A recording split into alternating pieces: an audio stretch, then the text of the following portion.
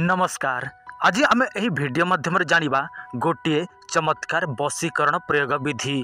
जो वशीकरण टी आपण माने केवल मात्र किछि पानपत्र माध्यम करिपारिबे आउ आपण मानकु पानपत्र अति सहजरे मिलिजिबो। तेणु चिंता करिवार कौनसी आवश्यक नाही। जदि आपण माने काहाकु वशीकरण करिया पई चाहंती ताहले एही प्रयोग निश्चय थरे प्रयोग करिकि देखंतु। किंतु आपण माने एही प्रयोग करिया पूर्वरु संपूर्ण भाबरे आपण मानकु इहा उपरे विश्वास करिबाकु पड़िबो। जदि आपण मानकर संपूर्ण विश्वास हबो नाही ताहले आपण मानकर कौनसी तंत्र मंत्र जंत्र एही सब काम करिबो नाही। तो चलंतु जानि नेबा संपूर्ण प्रयोग विधि। ता पूर्वरु आपण समस्तंकु गोटे सूचना, जदि आपण माने किछि मध्य प्रयोग करि पारु नाहंती आउ आपण मानक जीवन रे अनेक गुडिये समस्या अछि, जेमिति कि लव वशीकरण करिया पई चाहंती किंबा आपण मानकर व्यापार वृद्धि करिया पई चाहंती, आपण मानकर कौनसी काम धंदा हेउ नाही, सब जगह रे विफल हेउछंती, आपण माने सट्टा जुआ लॉटरी किंबा जे कौनसी ताश खेल रे हारि जाउछंती, किंबा आपण मानकर हजारे समस्या अछि जे समस्यार समाधान आपण मानक पाखरे नाही, किंबा आपण माने करी करी थकी गलेनी किंतु से सब समाधान आपण माने करि पारु नाहंती, ताहले आपनक मोबाइल स्क्रीन रे जो नंबर शो होउछि एही नंबर को आपण माने कॉल करंतु नचेत व्हाट्सएप करंतु।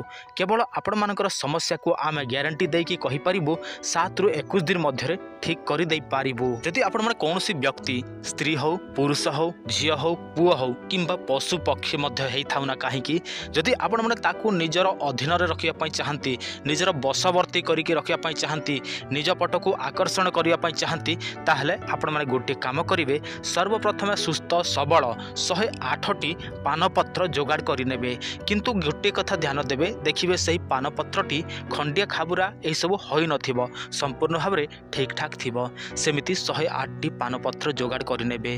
तापर आपण माने कोन करिवे, अष्टगंधा जोगाड़ करि नेबे, डालिंब काठी जोगाड़ करि नेबे, दीप जोगाड़ करि नेबे, कर्पूर जोगाड़ करि नेबे एवं किछि आपण माने पूजा सामान जोगाड़ करेंगे। पूजा सामान सेटा आपण ऊपर निर्भर करे, सेटा आपण माने कौन कौन व्यवहार करि पारिबे। शुक्रवार दिन ब्रह्म मुहूर्त आपण माने गाधा फाधा करिवे एवं गोटे नदी पाखकु किंबा पोखरी पाखकु चली जिबे। तापर अष्टगंधा माध्यम रे आपण माने जहाकु वशीकरण करिया पई चाहंती सही व्यक्तिर नाम को लिखिबे। केउ हिसाब रे लिखिबे मो आपण माने कहूची, ध्यान देकी सुनंतु। ओम क्लीं कामदेव अमुकं मे बसमानय कुरु कुरु स्वाहा। जो जगह अमुकं मु कहली से जगह से व्यक्तिर नाम को लिखिबे एवं आपण माने कौन करिवे, गोटे लिखिबे गोटे जल रे भसई देबे, गोटे लिखिबे गोटे जल रे भसई देबे। एही भाबे आपण मानकर 108टी पूर्ण हैला परे आपण माने कौन करिवे, जेते गुडी पूजा सामग्री नै थिबे से सब पूजा सामग्री माध्यम रे आपण माने कामदेवंकु पूजार्चना करिवे। पूजार्चना करिया पई कोनोसी विधि विधान नाही, सेटा आपण इच्छा अनुसार से सब आपण माने अर्पण करि पारिबे। आगे आपण माने दीप दियंतु, आगे धूप दियंतु किंबा आगे नैवेद्य इत्यादि मध्य देई पारंती, सेटा आपण को ऊपर निर्भर। जेते बेले आपण मानकर संपूर्ण विधिटी समाप्त होई जिवो, आपण माने कोन करिवे, घर को चली आसीबे। घर को चली आसीबा मात्र के संध्या हेई गले आपण माने देखिबे आपण मानकु निश्चय शुभ खबर मिली जिवो। अर्थात जो व्यक्ति पई आपण माने एही प्रयोग करथिले सही व्यक्ति आपण मानकर अधीनत्व स्वीकार करिवा पई निजे आसीबो।